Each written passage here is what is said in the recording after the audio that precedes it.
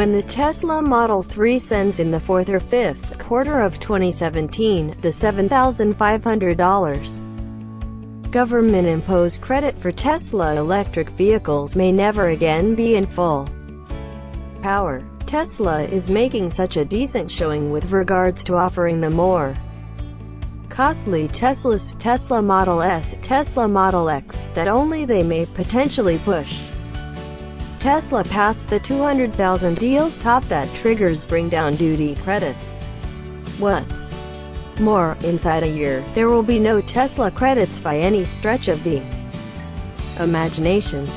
That implies for the dominant part of Tesla Model 3 purchasers in the reservations line, if Tesla's conveyance course of events slips, there may not be a Model 3.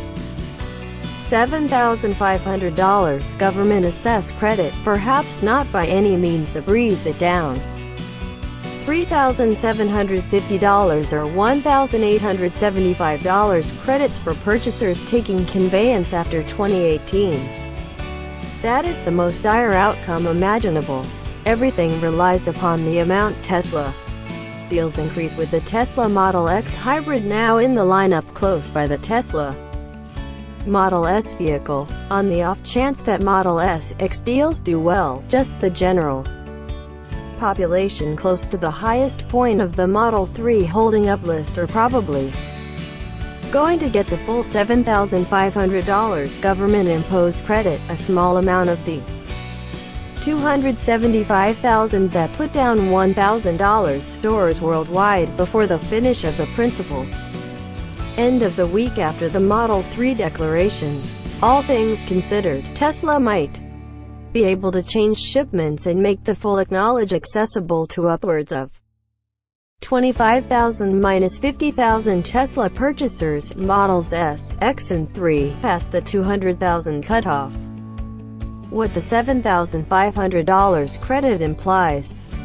On the off chance that you purchase another electric vehicle or module half, you get an expense credit of up to $7,500. The maximum sum is whether you purchase a battery electric vehicle (BEV) or a module half and half PHEV with a battery of no less than 17 kWh.